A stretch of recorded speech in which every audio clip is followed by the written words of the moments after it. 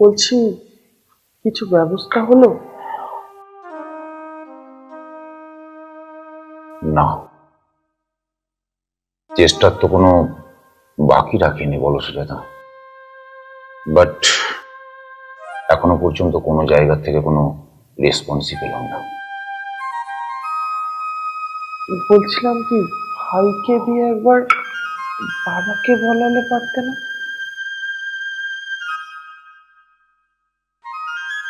বলতে কি বাকি রেখেছি ভেবেছ? বাবা মাকে আর কোনোদিনই মেনে নেবে না। ভাই বলল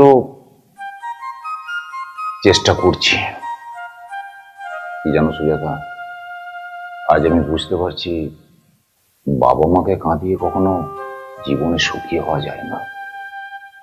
বলছিলাম কি, যে আমার এই হারটা নিয়ে গিয়ে বিক্রি করে যা টাকা আসবে তাতে অন্তত আগে বাড়ি ভাড়াটা মেটাই। সুজাতা, কি বলছো তুমি? যা জি তোমার ছিল সবই তো বিক্রি করে দিয়েছি। থাকার মধ্যে শুধু আমার স্মৃতির এই হারটুকু। প্লিজ, তুমি আমাকে এতটা ছোট করে দিও না সুজাতা। আমি এখন আসছি, তুমি দেখো একটা না একটা ব্যবস্থা ঠিক হয়ে যাবে। আসি।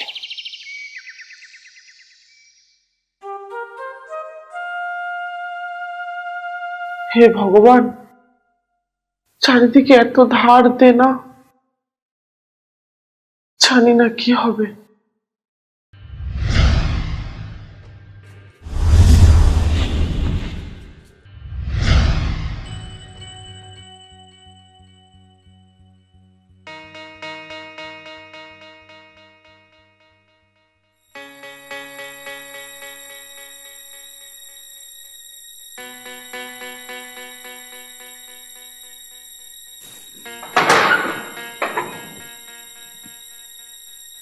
এ কি ঠাকুরপো, আহ, তুমি? আমি তো ভাবলাম তোমার দাদা এসেছে। তুমি আজকে খবর দিয়ে এলে না তো?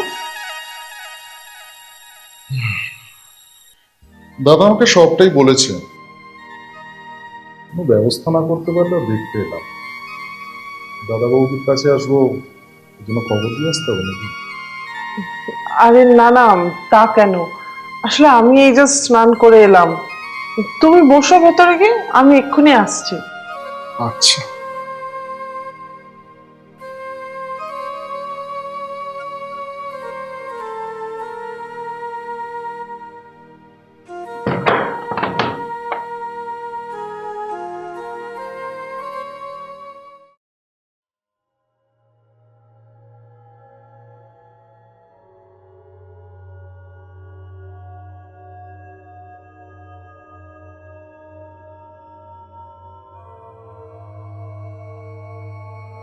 কি ব্যাপার, অমন করে কি দেখছো? তোমাকে সত্যি তোমার তো খুব ভাগ্যবান, তো একজন রূপসীকে পেয়েছে। সত্যি তুমি একটা জ্বলন্ত আগুন। তাই বুঝি? তাই আগুনে ঝাঁপ দেওয়ার দম আছে? শুধু দম কি বলছো গো? আমার ইঞ্জিন থেকে যে জল বেরোয়, যাতে ছোটখাটো পাইপ থেকে নয় গো, পায়ের দিকে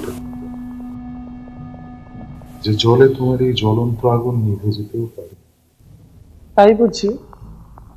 তাহলে এসো দেখি তোমার ফায়ার ব্রিগেডের কত জোর।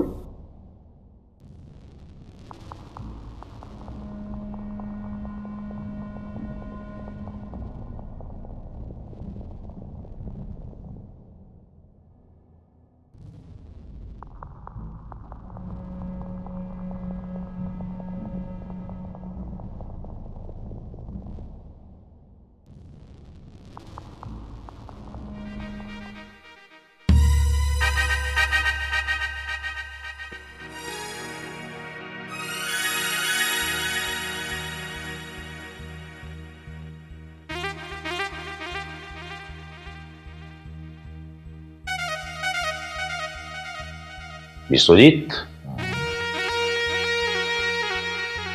এই বিশ্বজিৎ, বিশ্বজিৎ,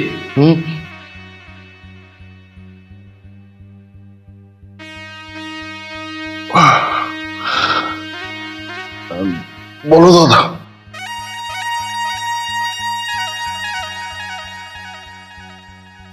কখন থেকে ভাবলাম যে তুই চায়ের টেবিলে আসবি, একসাথে বসে চা খাবো।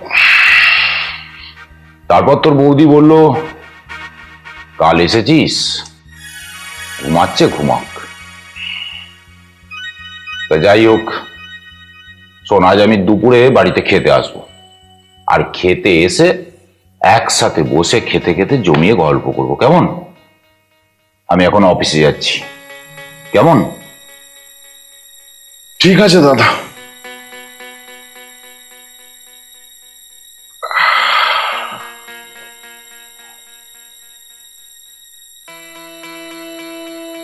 আমি তাহলে তখন স্বপ্ন দেখছিলাম।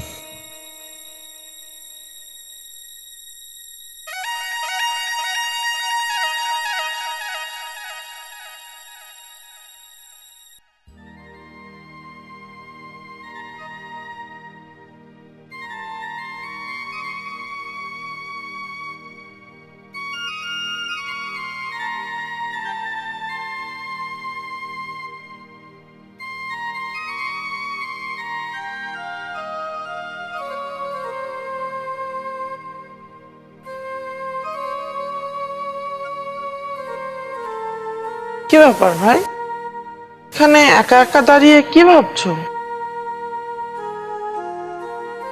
ভাবছি বাগানের এই গাছগুলো তুমি নিজের হাতে কত সুন্দর করে তুলেছো। তাই বুঝি? একটা কথা বলবো ভাই? বলো। বলছি, তুমি বাবাকে বলে কিছু টাকার ব্যবস্থা করে দিতে পারতো। হ্যাঁ, কিন্তু তাতে আমার কি লাভ হবে? মানে আমি কি পাবো? মানে তুমি তো জানো ভাই, এখন আমাদের কি অবস্থা। এখন তোমাকে তোমাকে আমরা কি দিতে পারবো?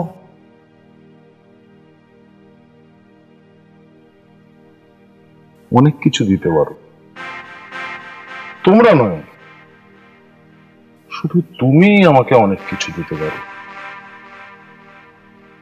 মানে আমি তোমাকে নিজের মতো করে একবার পেতে চাই। ছি ছি ভাই, ছি!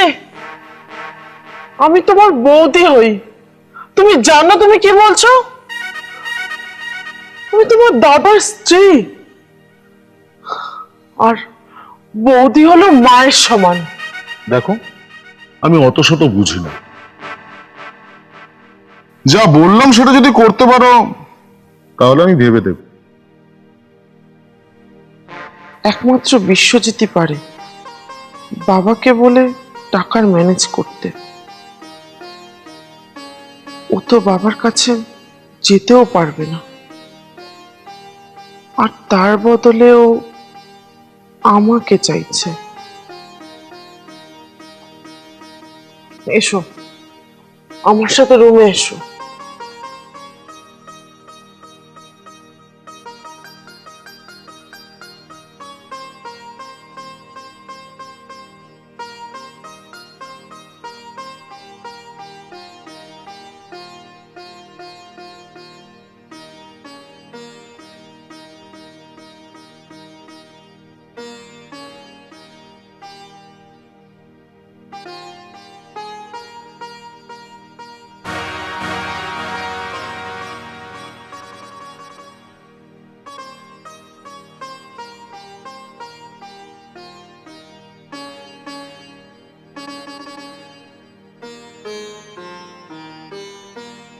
আমি না তোমার বৌদি, বৌদি মানে মায়ের সমান। আমি না তোমার বৌদি, বৌদি মানে মায়ের সমান। আমি না তোমার বৌদি, বৌদি মানে মায়ের সমান।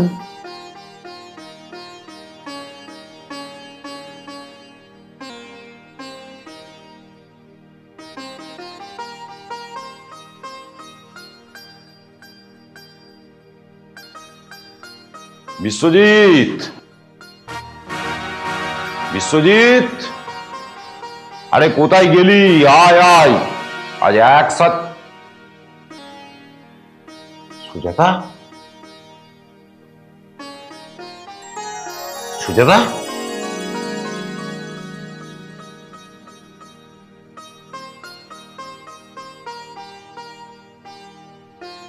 কি ব্যাপার?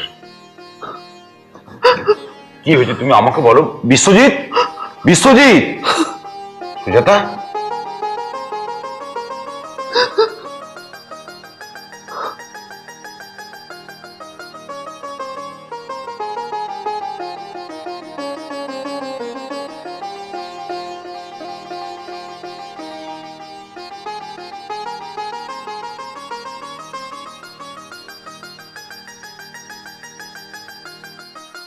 বৌদি, আমাকে তুমি ক্ষমা করো। আসলে আমি তোমার সাথে যেটা করছিলাম ওটা সম্পূর্ণ ইচ্ছা করি।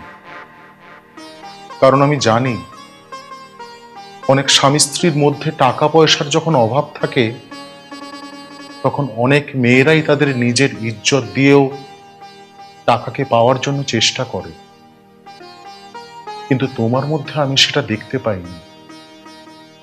আসলে ওটা ছিল আমার ভুল, তাই তোমার সাথে এমন ব্যবহার করার জন্য তুমি আমাকে ক্ষমা করো। তুমি সত্যি দেবী। মানুষের সময় সবসময় এক যায় না, কখনো কখনো খারাপও যায়, আর খারাপ সময় না আসলে ভালোর আনন্দটা কেউ উপভোগ করতে পারে না। তোমার বিছানার নিচে 5 লাখ টাকা রাখা আছে, ওটা নিয়ে দাদাকে ঠিকঠাক করে ব্যবসা করতে বলো। দাদাকে আমার প্রণাম জানিও, আর দাদাকে বলো কোনো বাবা মাই তার সন্তানের উপর রাগ করে থাকতে পারে না, তাই আমাকে দিয়ে বাবাই টাকাটা তোমাদের দিতে পাঠিয়েছিল। পারলে ব্যবসা ঠিক হয়ে যাওয়ার পর দাদাকে নিয়ে বাবা মায়ের কাছে এসো। বাবা মায়ের কাছে ক্ষমা চাইলে তারা ঠিক ক্ষমা করে দেবেন। তোমার প্রতি অনিচ্ছাকৃত ভুলের জন্য আমায় ক্ষমা করে দিও। ইতি, তোমার ছোট ভাই বিশ্বজিৎ।